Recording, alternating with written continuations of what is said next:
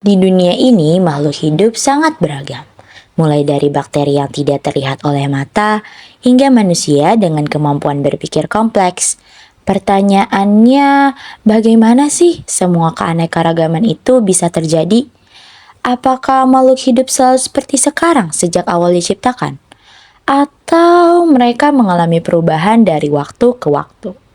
Nah, melalui materi evolusi ini, kita akan mempelajari bagaimana makhluk hidup dapat berubah secara bertahap dalam jangka waktu yang sangat panjang. Ayo simak video pembelajaran ini ya. Teori abiogenesis merupakan teori yang menyatakan bahwa makhluk hidup berasal dari benda yang mati. Memang aneh kalau dipikir, tapi seperti ini cara orang zaman dahulu tuh berpikir, cuma bisa menyimpulkan dari cara mereka melihat. Dari bagaimana cara mereka berpikir bahwa ikan dan katak merupakan makhluk yang berasal dari lumpur hanya karena mereka keluar dari lumpur, dan bagaimana cara mereka berpikir bahwa cacing merupakan makhluk yang berasal dari tanah hanya karena mereka melihat cacing keluar dari tanah. Seperti isi dari teori ini tuh rata-rata didukung oleh ilmuwan zaman dahulu, seperti Aristoteles contohnya. Dan teori ini tuh bermula ketika Aristoteles meletakkan daging miliknya di tempat terbuka. Yang lama-kelamaan daging itu busuk serta mengeluarkan larva lalat atau belatung yang membuat Aristoteles tuh berpikir bahwa makhluk hidup itu berasal dari benda yang mati. Namun, pada tahun 1977, ilmuwan asal Belanda yang bernama Anthony van Leeuwenhoek melakukan penelitian juga dengan air rendaman jerami yang ia perhatikan dengan mikroskop buatannya sendiri. Yang lama-kelamaan air rendaman jerami ini mengeluarkan makhluk-makhluk mikro yang membuat Anthony van Leeuwenhoek ini berpikir juga seperti Aristoteles bahwa makhluk hidup itu berdasar dari benda yang mati. Namun, pada abad ke-19, teori ini ditentang oleh ilmuwan yang mendukung teori biogenesis, yaitu Francesco Redi dan Lazzaro Spallanzani, serta dipatahkan secara langsung oleh penelitian yang dilakukan oleh Louis Pasteur melalui penelitian raksa miliknya. Nah, selanjutnya yaitu teori biogenesis. Seperti yang sudah dijelaskan sedikit tadi, bahwa teori inilah yang mematahkan atau menyangga adanya teori abiogenesis. Teori ini menyatakan bahwa makhluk hidup itu berasal dari makhluk hidup lainnya, jadi tidak mungkin tiba-tiba muncul begitu saja dari benda mati. Teori ini juga dibuktikan lewat beberapa percobaan. Percobaan yang pertama itu dari Francesco Redi. Percobaan tersebut dengan memasukkan daging ke dalam dua toples yang berbeda. Toples yang pertama dibiarkan terbuka, sedangkan toples satunya lagi ditutup. Setelah beberapa hari didiamkan, ternyata muncul belatung di toples yang terbuka. Redi akhirnya menyimpulkan bahwa penyebab munculnya belatung tersebut adalah akibat lalat yang masuk dan bertelur di sana, bukan dari dagingnya atau bahkan muncul tiba-tiba. Lalu kedua ada percobaan dari Lazzaro Spallanzani. Percobaannya dengan menuangkan kaldu yang sudah dididihkan atau dipanaskan ke dalam dua tabung yang berbeda. Satu tabungnya ditutup dengan rapat dan satunya lagi dibiarkan terbuka. Dalam beberapa hari, pada tabung yang terbuka kaldunya berubah keruh dan berbau tidak sedap. Sedangkan pada yang ditutup, air kaldunya tetap jernih. Kemudian disimpulkanlah bahwa keruhnya kaldu tersebut akibat mikroorganisme yang masuk lewat udara dan berkembang biaklah di sana. Terakhir, percobaan Louis Pasteur. Percobaannya ini adalah dengan menyempurnakan percobaan Spallanzani tadi. Masih menggunakan kaldu yang mendidih, namun kali ini ia mengganti wadahnya dengan labu berleher angsa yang berbentuk huruf S, di mana udara tetap bisa masuk, tapi debu dan mikroorganisme tertahan di lehernya. Dan ternyata setelah didiamkan beberapa hari, kaldu tetap jernih asalkan tidak terkena bagian yang berdebu. Tetapi saat labunya dimiringkan dan kaldu menyentuh debu, air kaldu langsung menjadi keruh. Jadi dari semua percobaan itu bisa kita simpulkan bahwa kehidupan itu tidak muncul secara spontan, di mana makhluk hidup selalu berasal dari makhluk hidup sebelumnya. Inilah teori biogenesis. Selanjutnya ada teori evolusi kimia. Teori A.L. Oparin dan Haldane.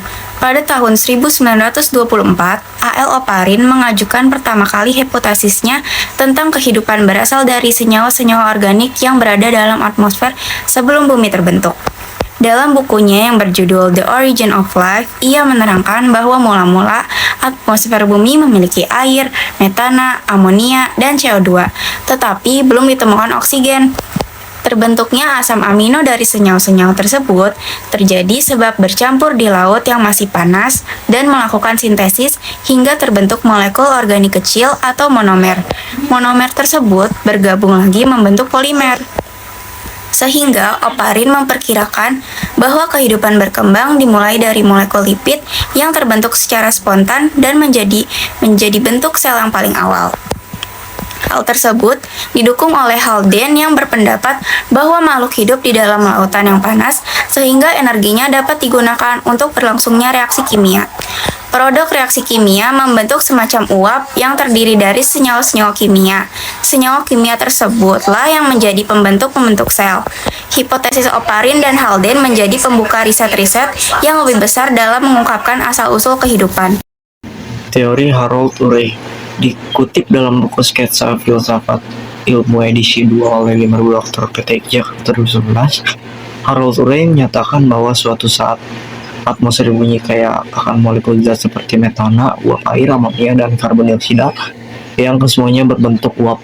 Itu dikarenakan pengaruh energi radiasi sinar kosmik dan aliran listrik halilintar, maka terjadilah reaksi di antara senyawa kimia tersebut menghasilkan zat-zat hidup. Menurutnya, zat hidup pertama kali terbentuk menyerupai virus saat ini. Zat hidup tersebut selama berjuta-juta tahun terus mengalami perkembangan menjadi beberapa jenis makhluk hidup. Terbentuknya makhluk hidup dari berbagai molekul didukung dalam beberapa kondisi, yaitu kondisi pertama itu ialah kondisi yang terdapat molekul metana, amonia, uap air, dan hidrogen yang melimpah di atmosfer bumi. Lalu yang kondisi yang kedua, tahap ini berlangsung ketika sudah adanya bantuan energi yang timbul dari reaksi antara aliran listrik halilintar dan radiasi kosmik, kemudian membentuk molekul zat yang lebih besar. Lalu kondisi yang ketiga, pada kondisi ini dimulai terbentuk zat hidup yang paling sederhana. Susunan kimianya dapat disamakan dengan susunan virus kimia. Lalu yang keempat, itu dalam berjuta tahun lalu, zat hidup yang terbentuk paling sederhana berkembang menjadi sejenis organisme, yakni makhluk hidup yang lebih kompleks. Lalu ada teori Stanley Miller yang merupakan murid dari Harold Urey. Ia berhasil membuktikan bahwa teori Urey dengan percobaan menggunakan alat yang diberi nama pesawat uratmosfera di laboratorium. Alat tersebut memiliki kondisi yang mirip ketika belum ada kehidupan di bumi. Ia memasukkan gas seperti hidrogen, uap air, metana, dan amonia. Sedangkan untuk pengganti halilintar, Miller menggunakan aliran listrik 75.000 volt. Hasil dari percobaan tersebut, dalam beberapa hari, air penampungan dari rangkaian tabung kaca Miller berubah warna. Hasil analisis Miller, perubahan warna air penampungan karena adanya asam amino dalam air, sehingga diketahui asam amino merupakan zat organik terbentuk protein. Hal tersebut membuktikan bahwa zat anorganik atau materi yang tidak hidup telah membentuk setidaknya zat organik yang terdapat pada makhluk hidup. Demikian teori evolusi kimia dalam asal-usul kehidupan yang ternyata diawali dengan asam amino pada sub primordial menjadi zat hidup yang dikemukakan dari 3 peneliti dan dibuktikan oleh Stanley Miller. Teori panspermia adalah hipotesis yang menyatakan bahwa kehidupan di bumi tidak sepenuhnya berasal dari bumi, melainkan benih kehidupan berasal dari luar angkasa dan tersebar ke berbagai planet. Istilah panspermia dalam bahasa Yunani, pan itu semua, sperma itu benih, artinya benih kehidupan ada di mana-mana. Gagasan ini sudah ada sejak zaman filsuf Yunani kuno seperti Anaxagoras dan kemudian dikembangkan secara ilmiah oleh ilmuwan seperti Svante Arrhenius pada awal abad ke-20. Jenis-jenis panspermia. Yang pertama, litopanspermia. Mikroorganisme berpindah melalui batuan, meteorit, atau asteroid yang terlempar akibat tumbukan besar antar planet. Yang kedua, radiopanspermia. Spora mikroba terdorong oleh tekanan radiasi cahaya bintang dan berpindah antar planet. Yang ketiga itu ada direction panspermia. Kehidupan sengaja disebarkan oleh peradaban maju. Gagasan ini pernah dibahas oleh Francis Crick, salah satu penemu struktur DNA. Bukti pendukung tentang panspermia. Yang pertama, ditemukannya molekul organik seperti asam amino pada meteorit. Yang kedua, mikroorganisme tertentu di bumi mampu bertahan dalam kondisi ekstrim. Yang ketiga, eksperimen di stasiun luar angkasa menemukan beberapa bakteri dapat bertahan sementara dalam ruang hampa. Namun, sampai saat ini belum ada bukti-bukti kuat bahwa kehidupan benar-benar dari luar angkasa. Teori penciptaan. Berdasarkan teori yang dikembangkan oleh para ilmuwan ini, tampaknya mereka masih bingung dan masih berpikir untuk mengeksplorasi misteri alam. Akhirnya, sebagian ilmuwan kembali ke teori penciptaan yang bersumber dari ajaran agama dan kitab-kitab yang mereka ikuti. Sebagian besar agama, terutama agama-agama langit, percaya bahwa alam semesta dan isinya diciptakan oleh Tuhan. Teori penciptaan ini memang sulit dibuktikan dengan akal manusia, karena bukan dari eksperimen, melainkan dari kajian agama yang terpercaya. Menurut Alkitab, orang Kristen percaya bahwa bumi diciptakan dalam 6 hari, tumbuhan diciptakan pada hari ketiga, ikan dan burung diciptakan pada hari kelima, dan lain-lain pada hari ke-6. Seperti Kristen, Muslim percaya bahwa alam semesta dan isinya diciptakan oleh Tuhan. Kemudian, umat Hindu percaya bahwa makhluk hidup diciptakan oleh Tuhan. Ini adalah teori penciptaan yang berasal dari agama yang belum terbukti kebenarannya secara ilmiah, karena teori itu berasal dari Tuhan yang diyakini dengan iman dan bukan hasil pemikiran manusia. Manusia tidak berbicara pada teori penciptaan.